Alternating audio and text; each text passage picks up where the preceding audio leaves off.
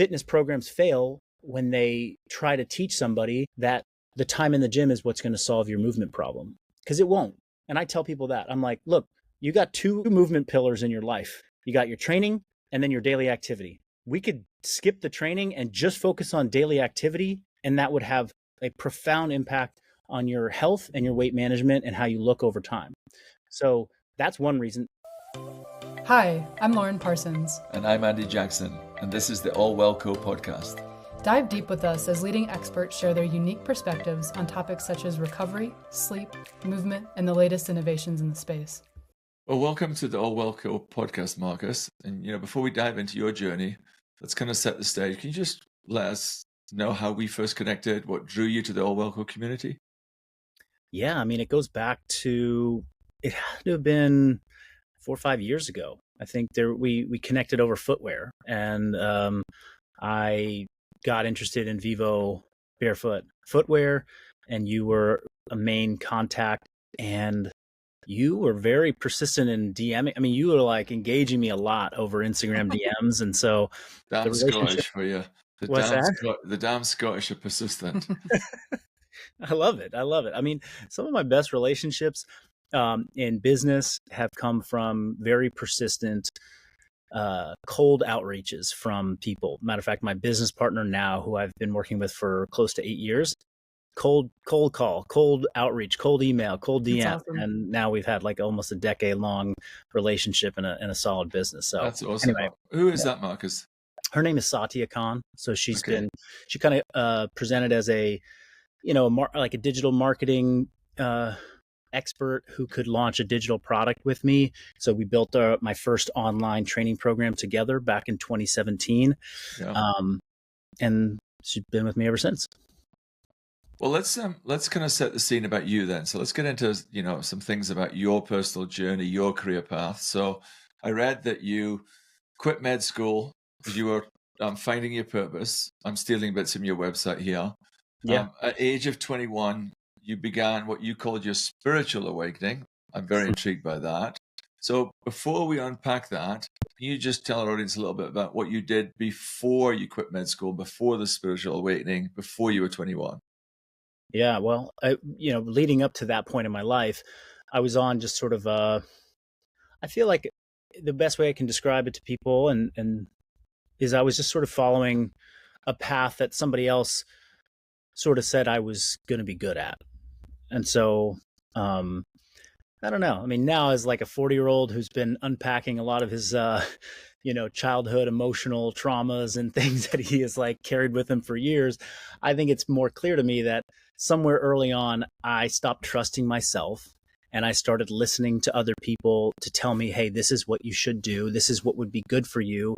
This is what you're good at. And that was how I felt important, secure in my relationships, loved, was just to do what other people thought was good of me and seek praise and not really tune into like, well, what feels right for me? Like, what do I really want to be doing? So kind of walking through life a little bit scared, kind of just, what do you think was best for me? And I was great at a few things. And what were those passions early on? Passions were sports, athletics. I was a very physical kid who, I wasn't like, I started the gym early. I started training when I was 13, 14. And I love the math and science. I mean, I actually did find a curiosity and an interest in those subjects in school. I also excelled at them, like, math, physics, chemistry, biology. It came easier to me than many of my, peers. So it was, but I loved it. I really enjoyed it. So all those roads kind of in college led to me being, a collegiate athlete who got really into the physical training aspects of collegiate strength and conditioning. Was this when you were at med school? No, this was university here. It was like just undergraduate degree. And I was at UC Berkeley and I was studying pre-medicine. Okay. And I was also playing Division I soccer.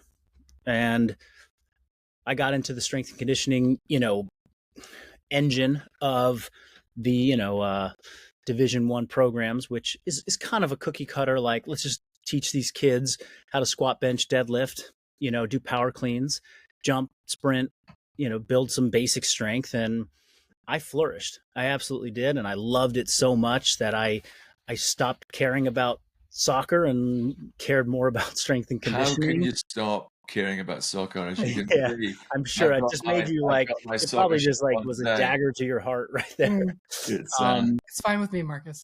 Yeah. yeah, Well, I'm another actually starting D1. to. I'm rekindling my love of soccer as a coach now of my daughters. So it's kind There of you fun. go. Good Yeah. for you. If you no, you got another D1 athlete here with Lauren. Oh yeah. Lauren's a D1 volleyball. Ooh, there we go. Okay, you must be moderately tall. Yes. Shockingly, no. I'm only No. 5'8". Yep. Okay. Well, that's above average, I think. For Above average for women, but when you yeah, think about volleyball, it's, sure. you're usually 5'10" and up, but that's Okay. I've told this story before, Marcus, but I'll give it to you now. Is that I'm 6'3". We were playing volleyball together. I thought she's got no chance. I'm 6'3". She's going to do that. She served the ball. It hit me on the forehead before I'd even seen it.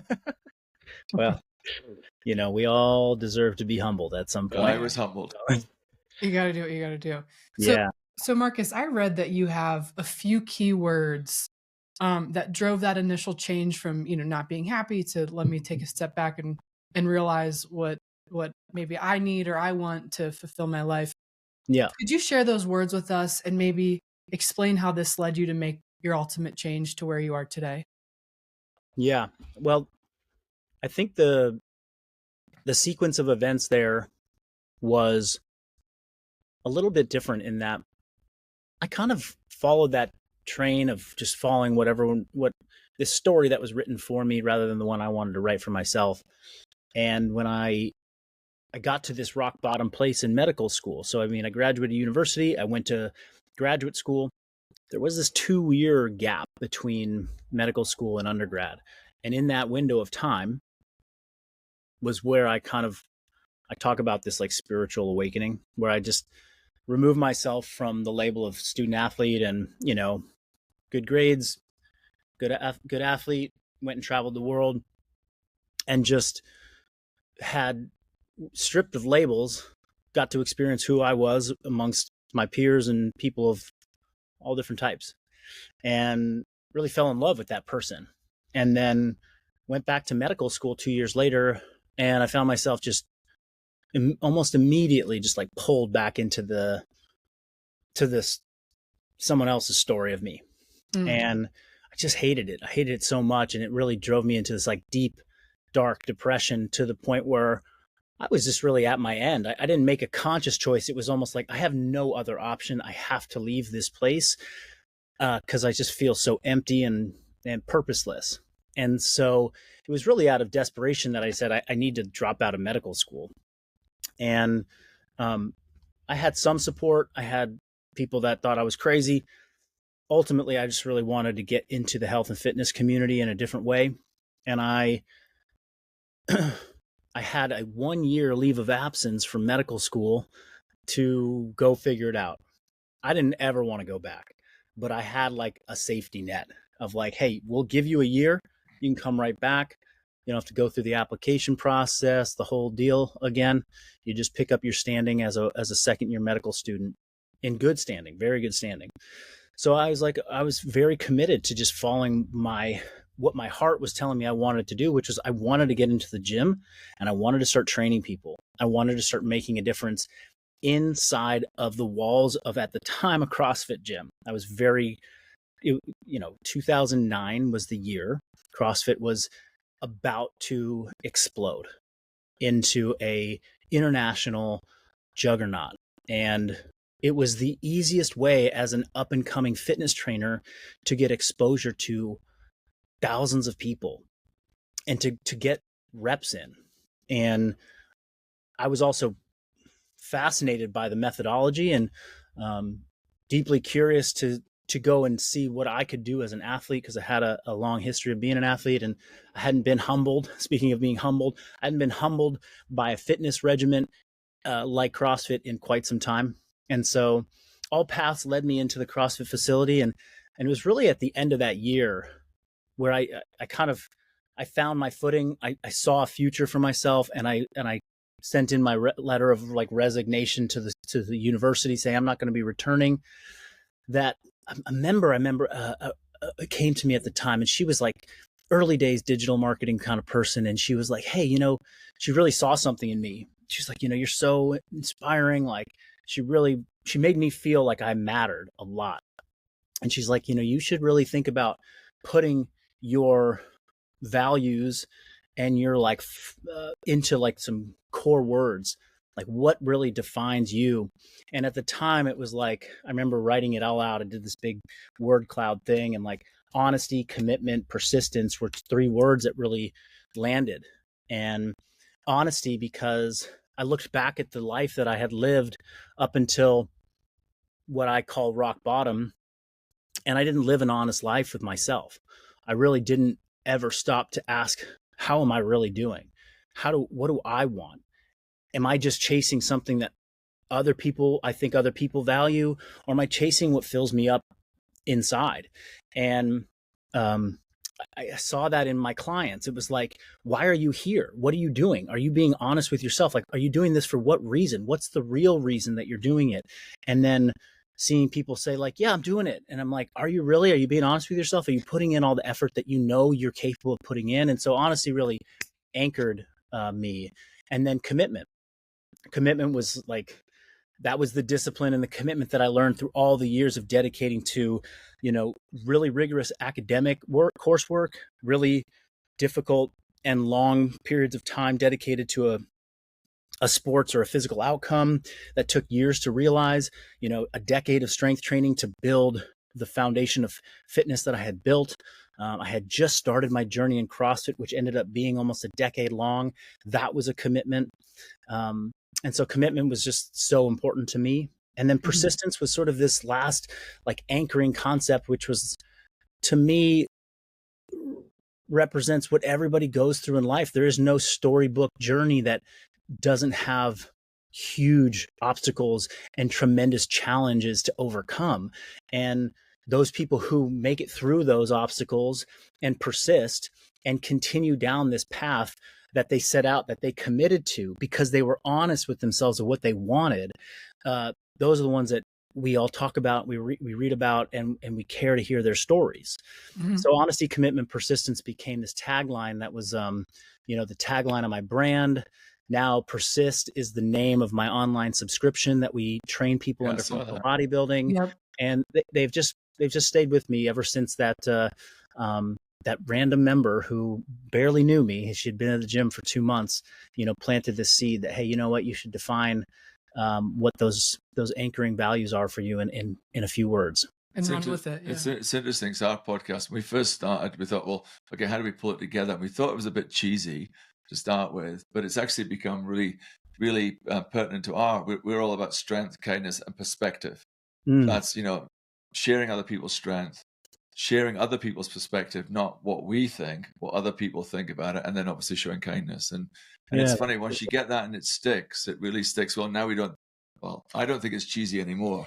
It also makes it easier to operate, right? Because you have bumpers. So I love that. I love that you have that. And then you mentioned something which I think is really crucial. You burn the ships, right? You turned in that letter of resignation. You didn't have a way to go back.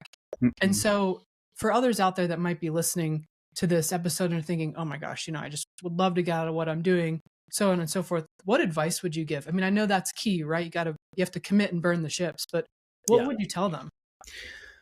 Well, I've gotten this question a lot over the years because I've shared this story, enough times in the past 15 years that people have been in the same shoes, particularly young men in medical school. I've gotten a lot of them reaching out. Interesting. That's interesting. Because it's a very, it's a changing landscape of, modern healthcare. And so, yes, what I say is, look, I was 24 at the time.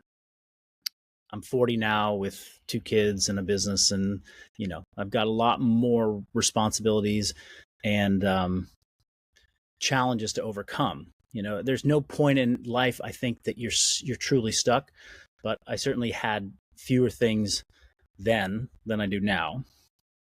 I was also smart about, I didn't just, nothing was reactive. It was first I gave myself a timeline to make a decision about leaving medical school. So in my first year, within the first 3 months, uh, I had thoughts of leaving. Mm-hmm. And I said, okay, I'm going to make it a year. I'm going to go a full year. I'm not going to make a decision until I experience a light at the end of the tunnel and I have a clear head. So I made my decision after my first summer break from, from medical school.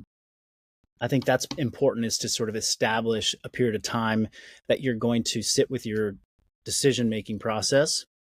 The second is have some type of, strategic outlet. Like let's say you're in a situation that you really want to be out of. You want to make a career change. What can you do over the next 6 to 12 months to give yourself a buffer when the time comes to burn the bridge, right? Did you save enough money? Did you live well below your means for these 6 months so that you could take a 6-month period of time where you don't have an income and you can make something happen? Because when you're in that position, I remember the year that I left medical school, where I had 1 year to go and figure it out. I was incredibly motivated, and I moved through life in my decisions with like almost like this, like I have this everything, every decision I make counts right now, because I know what I might be headed back to if I don't give everything I have in this moment. And that might be the window you need to create for yourself, is a 6-month window where you're like, look, my savings runs out after 6 months. I got 6 months to go to work on myself and build the future that I want. And then perhaps the last piece is really think through what the steps are. Like, what are you like? Are you running away from something, or are you moving towards something that you really care about? And if you're running away from something that's scary or hard, or you're just not passionate about, that obviously that's a powerful motivator. But make sure you have that thing that you're going to run towards. I knew I was running towards fitness, and I already had this like inkling that I was going to be maybe good at it, but I was just sure as hell passionate about it. I spent all my time in medical school in between study sessions just learning about how I could be in a different professional setting in the healthcare world, which was fitness. And I think there's a lot of people that are in that boat. They're like, I hate my job. All I want to do is I think about this other thing. You got to have that. You got to have a buffer, and you got to give yourself enough time once you're in the, in the muck, to say, hey, I'm not going to just eject right now. And recently I just had like a consultation or like a mentoring session with somebody who's in graduate school, and she was kind of in that boat. And I was like, I encouraged her to say, hey, you know what, finish this year. Like, this isn't the time to jump out yet. Like, you just got into this PhD program. I know it's 4 years, you're staring down 4 years of hard work and you're unsure, but give yourself until the end of the year. In that time, pursue outside education in the thing that you might want to do. And I think she was really like comforted by like, hey, yeah, you're right. I need to just give myself some time to adapt to what I'm doing now, rather than freak out at the first sign of adversity. It's interesting. As a friend of mine who was very talented, very high up in materials world for Nike, and he then went and worked for another company in materials, but his passion is pickleball. And he has just left after 5 or 6 months, and he's worked out a way of combining his expertise in Nike to help and support the pickleball industry. And he's got himself a job to do that. And you think about that, you go, well, you're working for Nike and now you're going to pickleball. That feels like a real drop down in terms of what you're doing. And he's couldn't be happier. That's amazing. Yeah. And that actually reminds me of maybe one last thing, is to remember that even if you're in something that, like, the time in medical school was so valuable to me. Like, that year that I had, I gained skills and built character that I used for the years that followed immediately. I mean, even just the fact that I went to medical school and I did 3 months of gross anatomy, where I dissected a cadaver from skin to bones. Like, I learned a lot in that process that then happened to apply Yeah. to, physiology, kinesiology, understanding, biomechanics a bit. And there's probably a thread there, like working at Nike, understanding, materials. And then it's like, okay, well, I'm taking this skill and I'm applying it to what I love. Like, there's some skill that you can carry with you. And so just Absolutely. Yeah, you don't don't like, have to give up everything. yeah. And you don't have to look at it as like, this is a waste. It's You like, don't no, have there's to Right. feel, yeah. always some value in what you're doing. Absolutely. Hey, earlier when we were chatting, you mentioned about CrossFit. So your 10 years in CrossFit, was that coaching CrossFit, competing CrossFit, both, or what was it? It was both. Yeah. I mean, my mission was go and get a job and build my coaching career in the CrossFit facility. That started in 2009. But then simultaneously, I really developed a passion for the sport. And so it was really an 8-year process of me doing that. Okay. Mm-hmm. Okay. So let's dive into CrossFit, 'cause lots of people, let's talk about competing in CrossFit then. So you're a coach. I've got somebody who wants to start competing, whether it's CrossFit or Ninja Warrior or whatever it is. Mm-hmm. How did they start, and how would I prepare my clients who dream of CrossFit?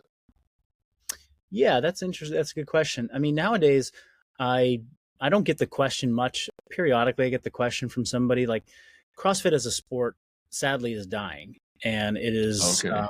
is not like something like High Rocks is much more popular and on the upswing.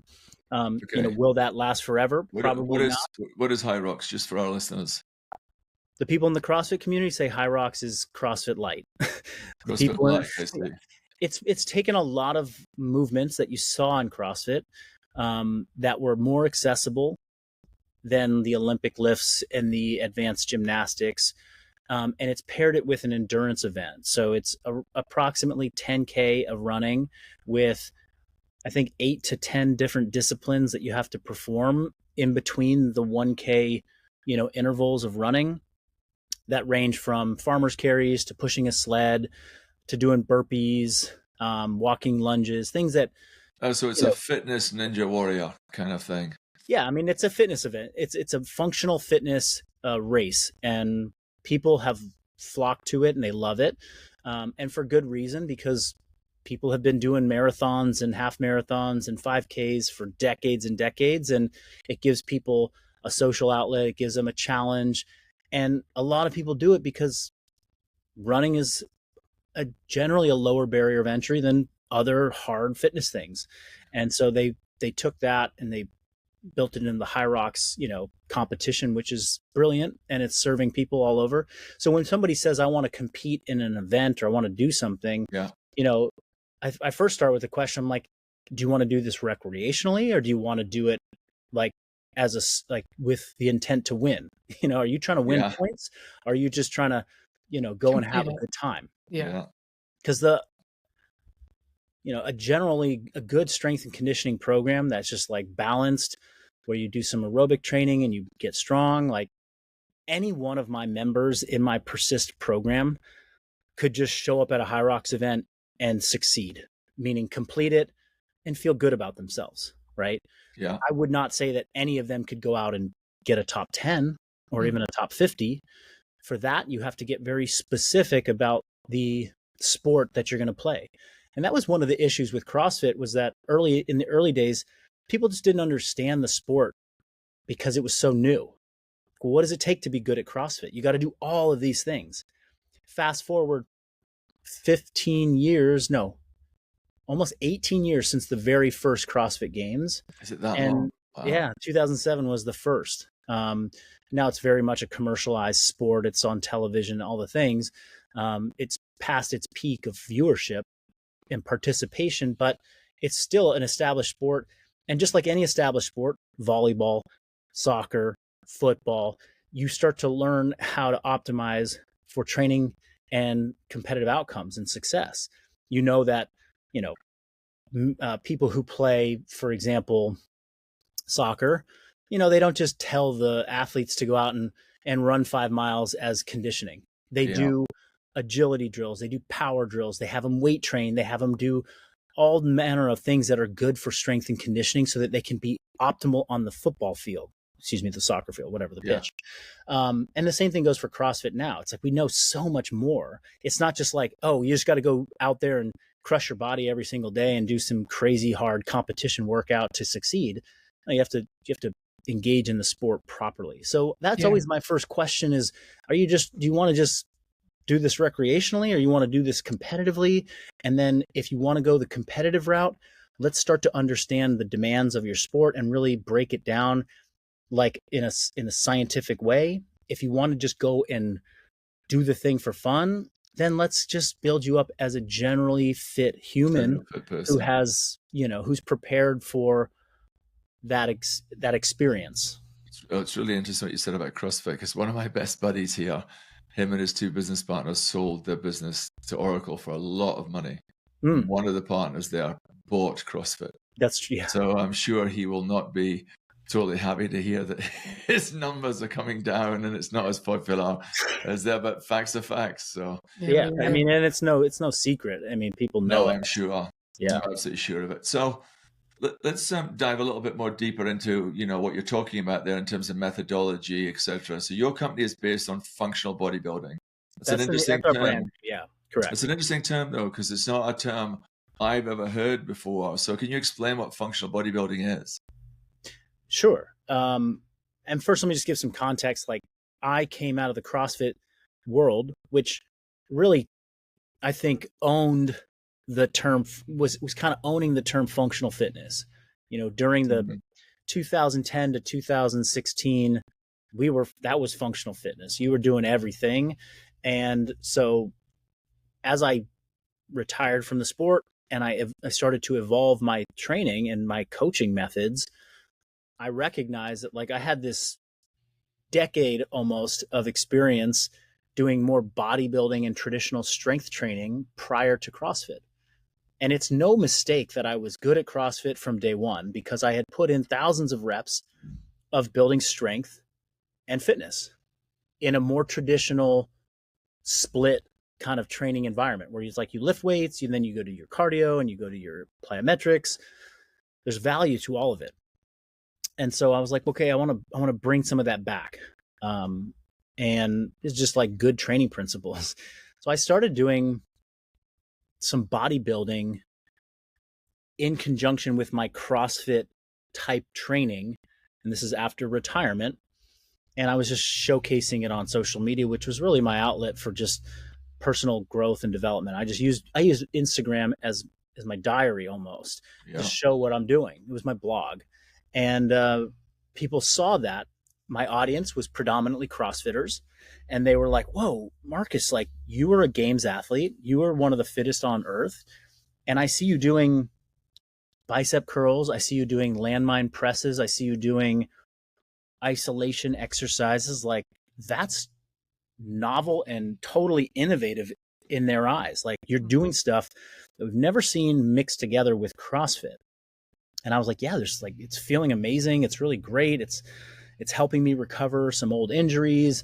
I feel like I get to do the things that are fun, but I also get to feel really good rather than just like beat myself up every day doing hard, crazy Metcons that CrossFit was, legendary for. And so I one day on social media, I just said, I did like a workout. I showcased it. I had this like, a very classic pump from like bodybuilding pump. And in the same day, I had done snatches and muscle ups, but I'd also done some pump work. I was like, oh man, I just did like a functional bodybuilding workout, Okay. And at that time, functional bodybuilding had been maybe used like twice on the internet. I'd never, even to this day, I'd never heard that. But I was using it in the context of like, I did CrossFit and bodybuilding together. Mm-hmm. And so that really resonated with a lot of people who were they didn't want to abandon CrossFit because they loved it and it had given them something that they had never experienced in their life, which was a true experience of being an athlete, a true experience of pushing a level of intensity that scares people to death and that they almost will never touch in their life. And CrossFit just brought them into it. And they were like, whoa, I'm an athlete for the first time in my life.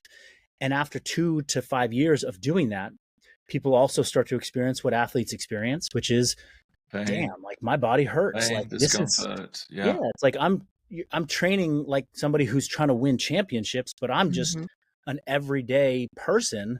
Yeah. And when you want to win championships, what do you feel like at the end of the Super Bowl? You feel like you've just been hit by a truck.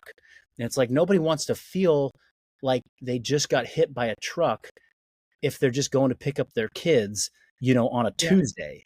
Sitting But they at don't work. want to Yeah. not have that strength and that vitality and that confidence that they got from CrossFit. So they were looking and thirsty for it. And that's when I just started to, it began the journey of blending the two together. And I've been doing it since No, it's 2016. fascinating, Marcus, because I actually was reading an article. We had Joel Jameson on our Oh, podcast who yeah. does the Yeah, cool. HRV stuff, and For I sure. read something. I'm a big spin bike guy, and I Mhm. like doing the high intensity, hard intervals, etc. And he wrote a great article this week where he talked about you can still get the benefits of interval training, keeping the interval below 70% of your max. Mm. I'd never dreamed of that. I'm like pushing my heart rate into 160s, 165 for the interval, etc. And then someone else was talking to me about it's really important for my mitochondria to do a long, slow ride for an hour, etc. So I think that's what you're saying. It's this kind of, mix the activities together. I am intrigued by one thing though. You're online. You've got a great presence.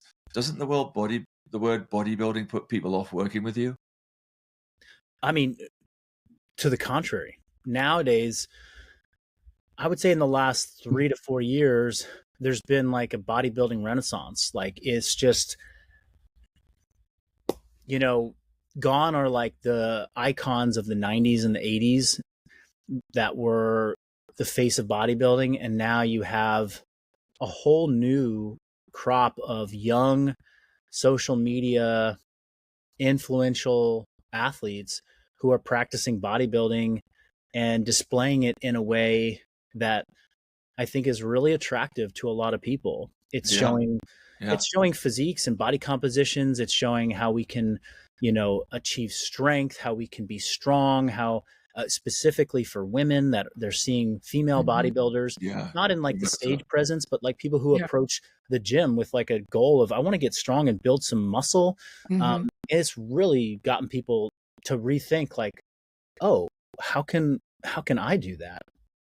And I think CrossFit, one thing I will say is that CrossFit did something that I will be forever grateful for. And I think that the whole fitness industry should be grateful for and pay respects to, is that it made the idea of getting strong and putting weights in people's hands that would have never touched weights and probably would have been Yeah, on an it's true. endless journey of cardio for the rest of their life. It made that a thing. And Yeah, it's like now body pump. It's like body pump. Body pump. That group class did the same thing. it did. And then CrossFit said, you don't have to just limit yourself to 35 pounds, which, Body Pump has Yeah. a limit to how much weight people lift.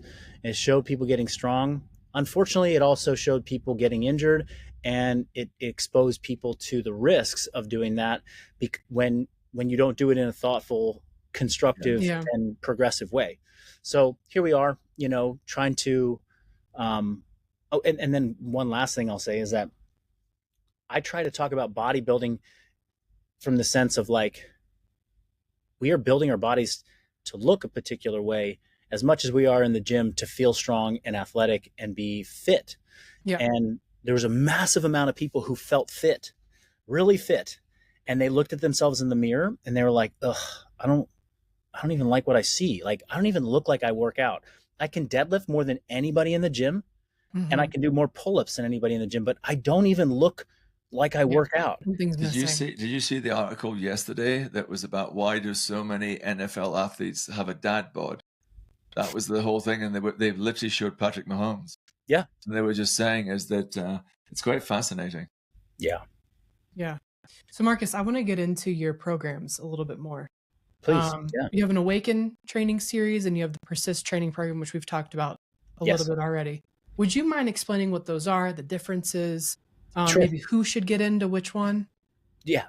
Let me just, and I can, let me clarify that, because in 2017, April of 2017, we launched my first online program I mentioned with my business partner, Satya. It was called Awaken Training Series. These are like words that came up for me. It was like, I want to awaken people to this idea that they can blend functional training and bodybuilding. So it was the first go at it. Yeah, and it was 12 weeks of programming. And we sold something like that for almost 3 years, in quarterly intervals.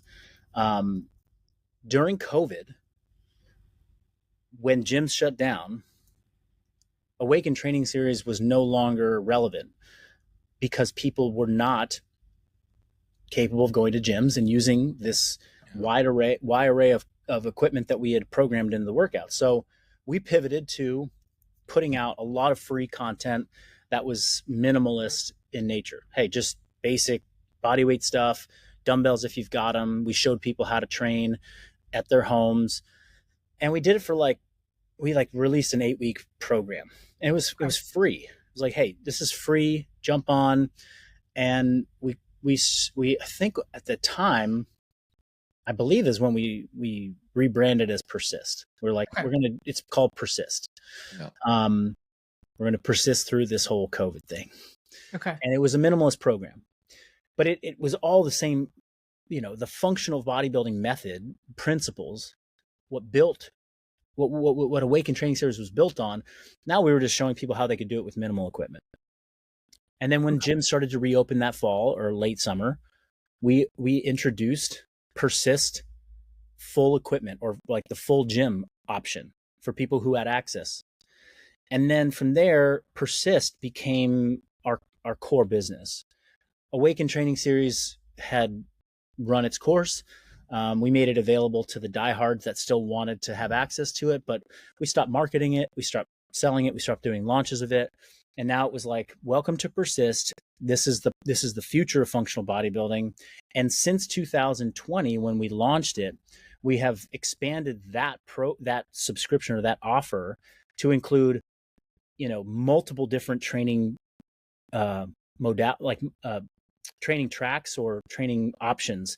Okay. There is the minimal equipment program that's still there to this day, which is our least utilized option because everyone's back training in gyms or in garage gyms and they've built out their home gyms. We have something that is like the equivalent of the old Awaken Training Series. And then we also introduced what is now the core of our method, which is Pump. So Persist Pump is true hypertrophy strength training. And we offer it 2 ways. You can do Pump, where you come in and you do 75 minutes of strength training for the whole session. That's called Pump Lift. Mm-hmm. Then we have Pump Condition, which is more of that classic CrossFit group fitness model where you come in and do about 40 minutes of strength training. And then we finish with a conditioning workout where people train their aerobic systems with mixed modal training. But the skill level required for that is dramatically less than the days of me programming snatches and muscle ups in a single workout. So now Persist really, I would say the vast majority of our customers either choose Pump Lift or Pump Condition. And it is 7 years plus of looking at what programs have created the most success for our clients. And they're all a foundation of strength and hypertrophy training that makes up the bulk of the work that you do. Some people love that, and that's all they want to do. And some people still love to have an opportunity to get their heart rate up and do some aerobic conditioning that is utilizing kettlebell swings and wall balls and walking lunges and cardio machines like the rower, etc. And so that's really what Persist is today. It's Pump Lift, Pump Condition, and a couple other options for people who really want to specialize in something else. Okay. And do you have to choose one track? So you have to go one route or the other, or can you mix and match? People absolutely mix and match. I mean, you have access to everything. And, there's people who are, who love to choose their own adventure. Mm-hmm. I really promote sticking to a training track within Persist for 6 weeks at a time. We roll out 6-week training cycles where you like establish, this is my training split for the week. Like Mondays, where the core lift is back squats and Bulgarian split squats and RDLs and, some glute isolation work. And we do that for 6 weeks. And so you have 6 weeks to really build consistency and progress. And then once you've gotten through a 6-week training cycle, you can really feel, at least, you get a taste of what true progression and development looks like. Sure. If you go from like one program to the next, to the next, to the next every other day, how are you going to know the success of the program? Exactly. Yeah. It becomes a little like there's more variables to navigate. Yeah. Sure. So Marcus, you've been around a while. You've trained, hundreds and hundreds of people here. In your opinion, what do you think are the drivers behind why people actually want to train? What are the key drivers? What do you see when people come to you? Why are they coming to you? Why do they want to train? The vast majority of people come to train because they don't like the way they look. Now that there's multiple layers there, but when somebody,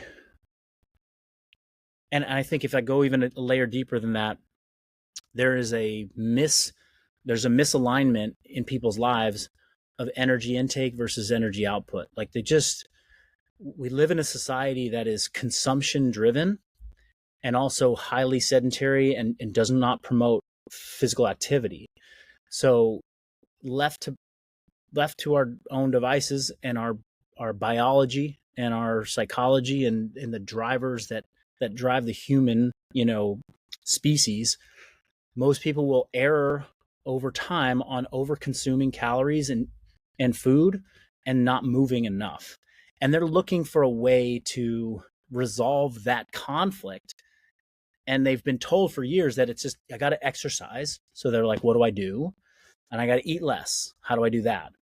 And so we're trying to solve that problem for people. And my core belief is that the number one thing you can do from a movement perspective is orient yourself to just building strength and muscle.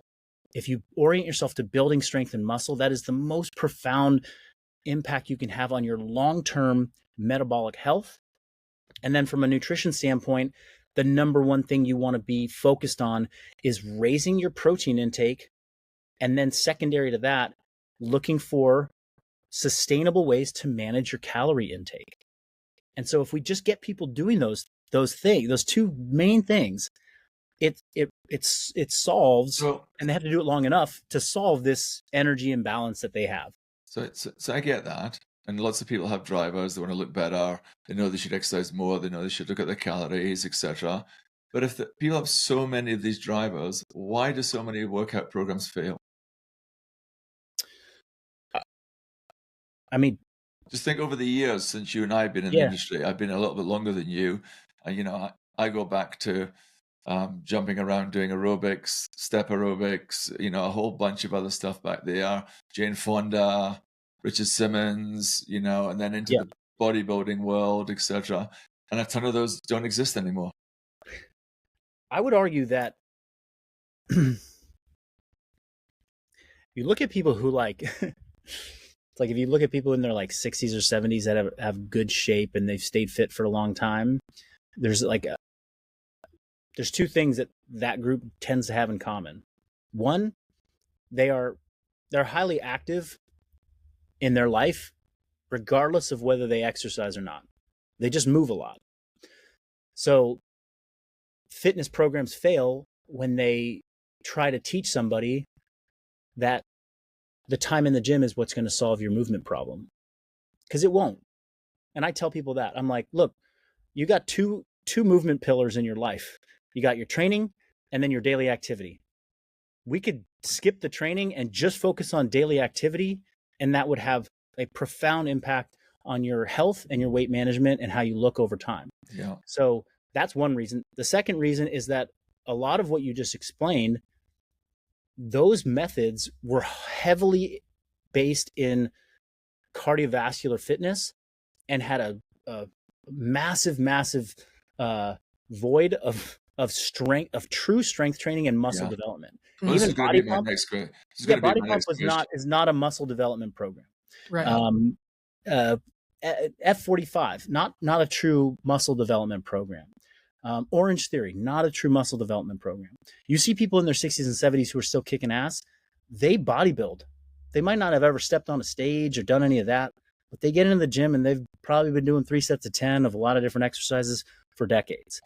And so it's like, if you walk a lot and you go and lift weights and you eat protein and you figure out basic strategies to manage caloric intake, like, for example, I skip breakfast 4 days a week and that helps me manage my calories. Great. I only eat unprocessed single ingredient foods and that alone helps me.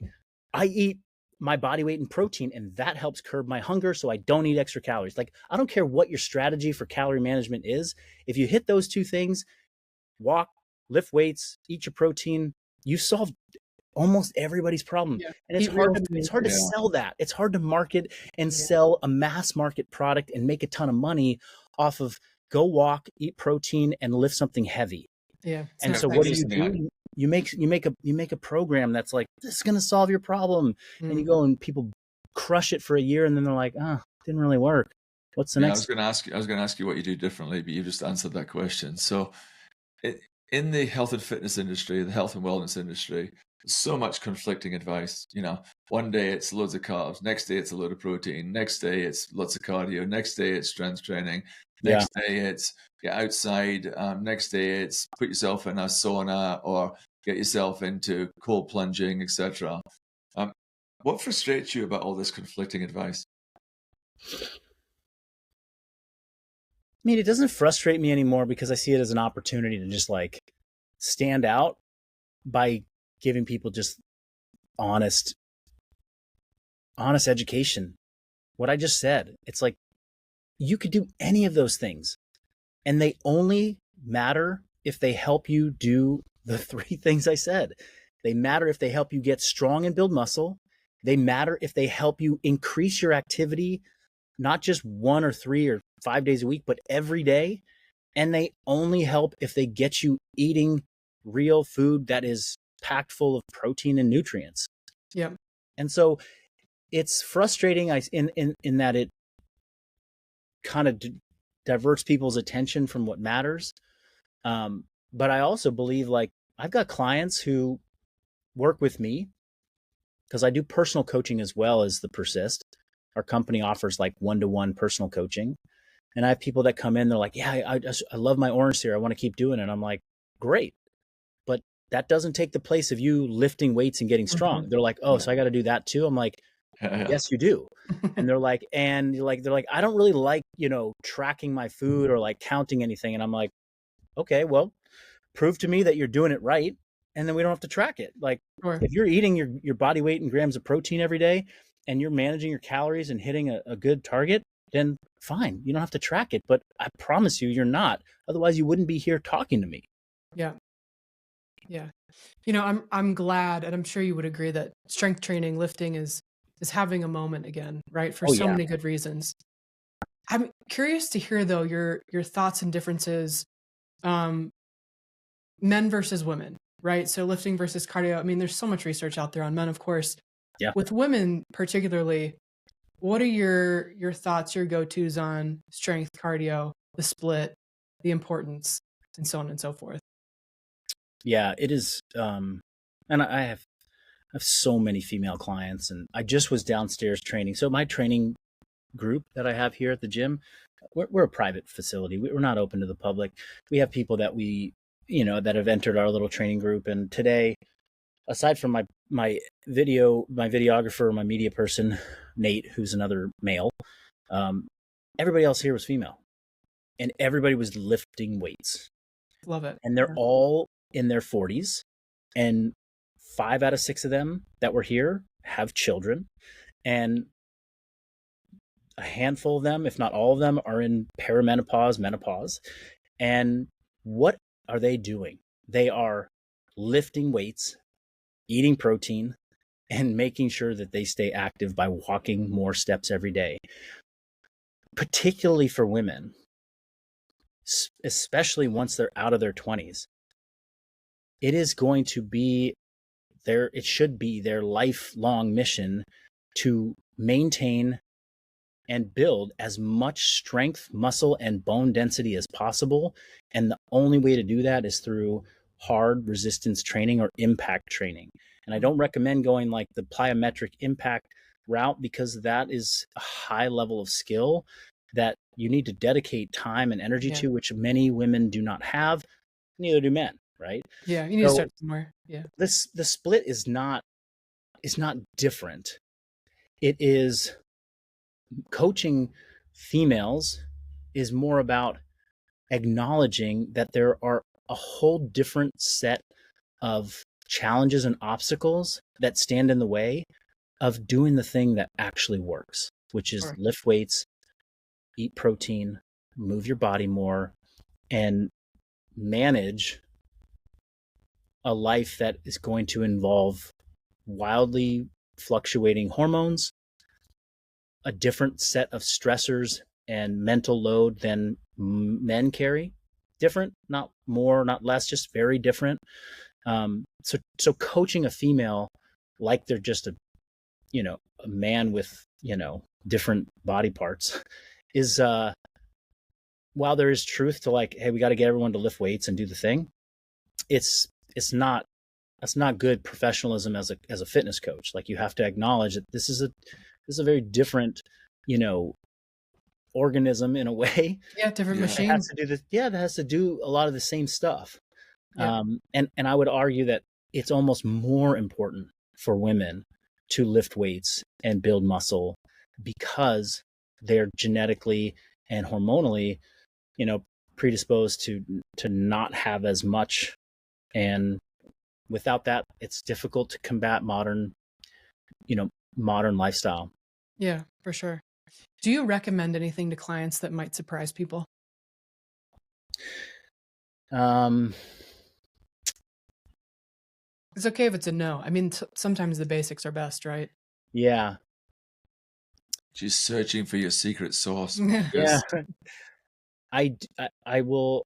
I do think that without question, every client that I work with gets a recommendation from me that they're like, oh, really? And it goes back to your question, Andy, which is like, how do you deal with all this misinformation out there? There's a lot of misinformation, right? And so sometimes just saying the fundamentals to somebody is really like, whoa, that's what you want me to do. I think for a lot of clients, they're surprised to hear me say, hey, I want you to lift to failure. I want you to push yourself to the point where you literally cannot move the weight anymore. People still don't get that? Wow. Oh, absolutely. I mean, I could walk into a gym and almost like, the vast majority of people, their last sets that they do, that they then call it a day, I look at it, I'm like, without judgment, I'm like, that was a warm-up set. That was not, that didn't, you spent all this time, you carved out time in your day, you made the effort, and then you just didn't do the work. You're still only recruiting maybe 40% of the muscle fibers that you got. Precisely, right? Yeah. And that, going back to the CrossFit thing, I think that was why CrossFit was so powerful, was because it put people into situations where they involuntarily went to failure and maximum because of the way that those workouts were elegantly put together, that they found they experienced what intensity was supposed to feel like, when they weren't expecting it, which often led to like those moments of like, oh my gosh, am I okay? Like, and yes, you're okay. You came out the other side. You're a stronger person as a result, both psychologically, emotionally, spiritually, and physically.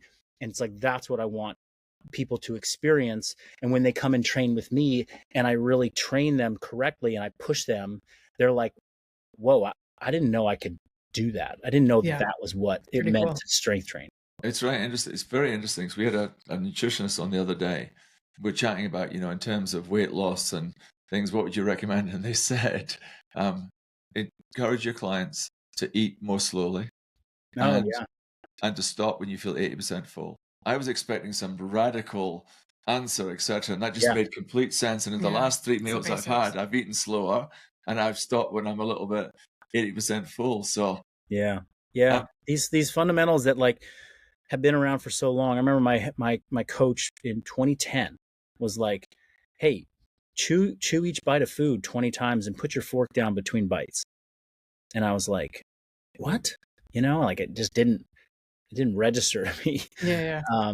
But It's too yeah, it's easy. like people need to hear these things Yeah. many times, hundreds of times. And as a fitness professional, you can fall into the trap of thinking like, oh, I've already said that so many times, like people are just going to get bored of hearing me say it, so I got to think of something new to say to like engage them. And when you've said it 100 times, people have just started to listen. Mm. so Marcus, you just changed your track a little bit, have been incredibly successful with your business, both offline and online. You're having great success. You've got over 1 million followers on IG, 10K plus subscribers on your website and programs. There'll be a lot of other people who are going, how did he do that? How did you build this? How did you, recruit? How did you grow your business? Are there any failures or anything? Can you just, give our listeners some tips on how they might achieve what you've achieved? Sure. Yeah. Um, well, I'll start by saying that like it's not lost upon me the kind of success that we've had, and I feel truly blessed that I've arrived here. Some of it was very intentional, and some of it was very much, I would say, good fortune, good timing, and luck.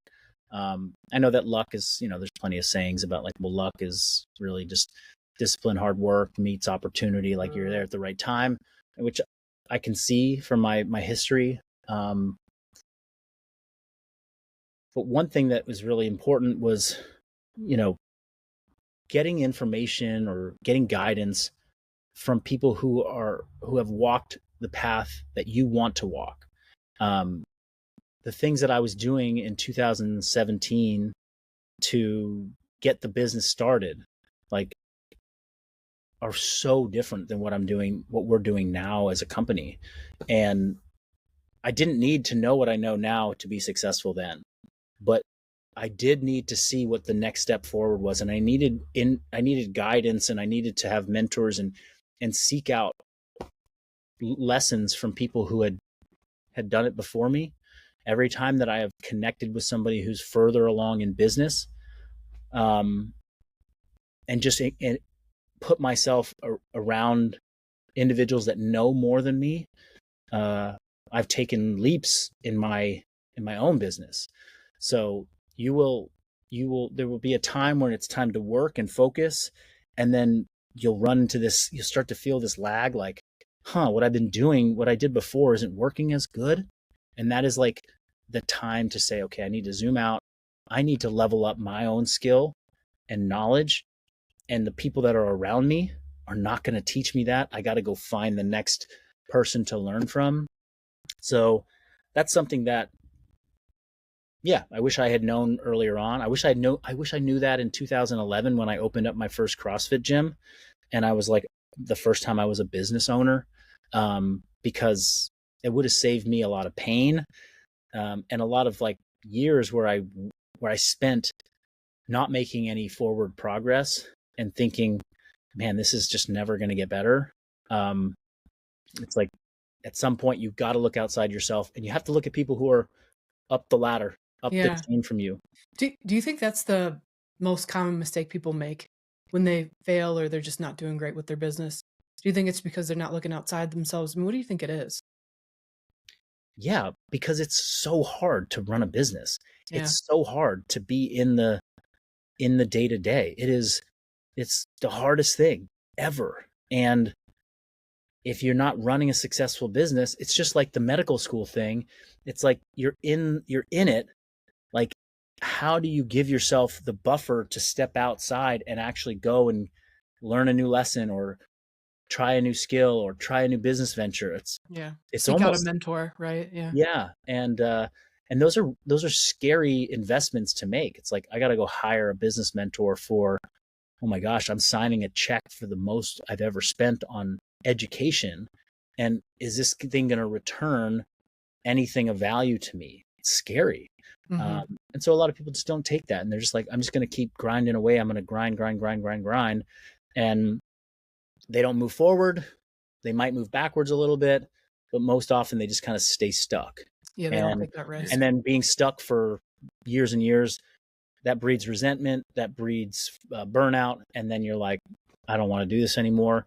And your customers lose, you lose, everybody loses there. I'm not a big believer in it's all about how many followers you've got or what you've got online, etc. You know, we're a very niche company. It's all about us providing expertise to thousands rather than millions of people. But you have got 1 million followers. And other than me spending copious amounts of money to buy them, if I wanted to, and that was my aim, what's the best way, quickest way for me to increase online my audience? I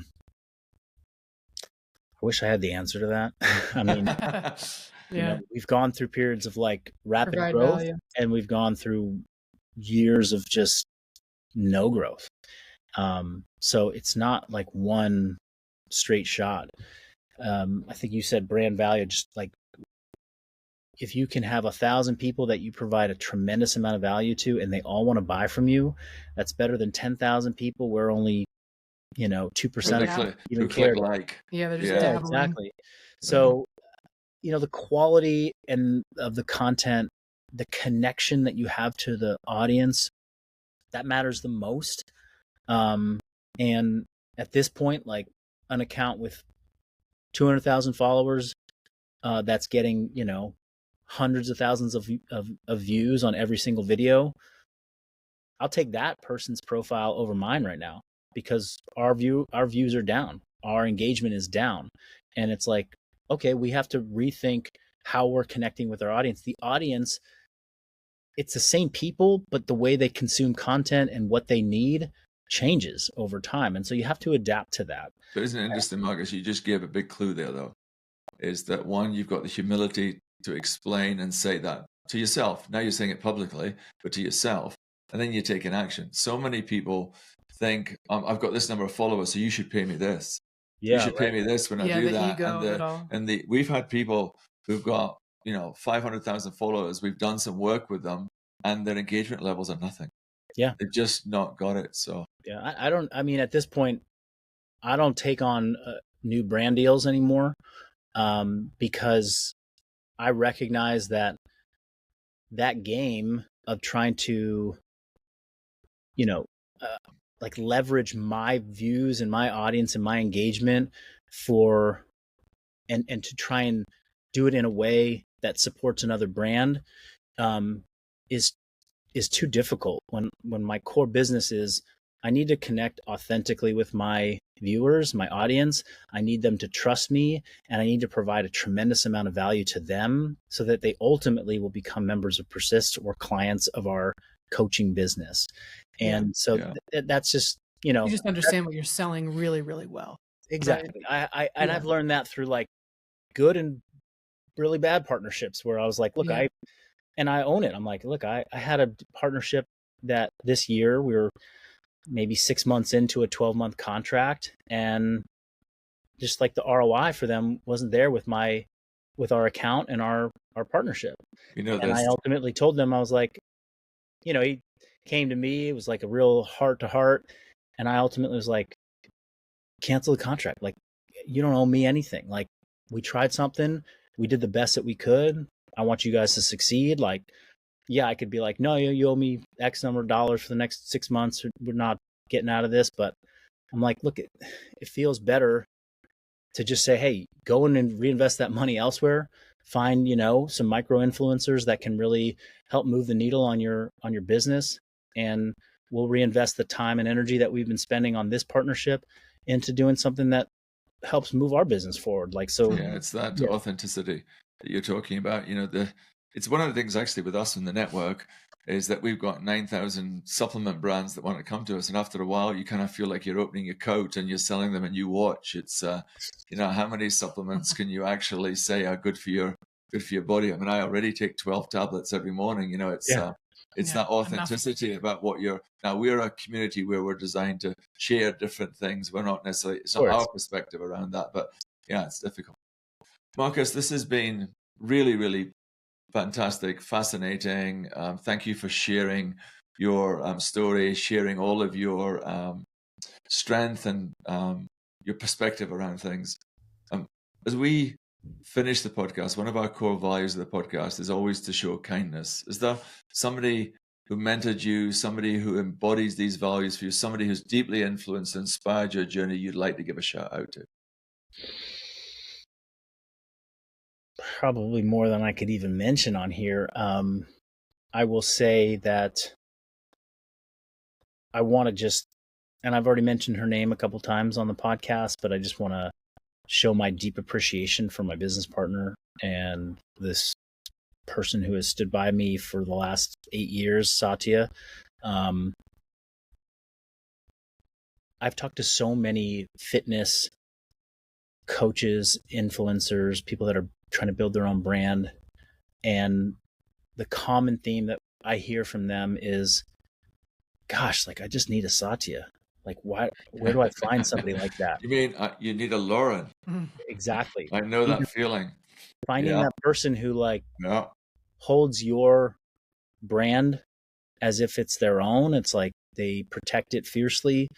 They bring a unique skill set that's complementary to yours.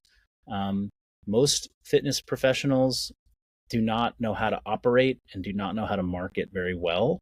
They know how to coach, and they generally know how to inspire or create some type of content that's valuable.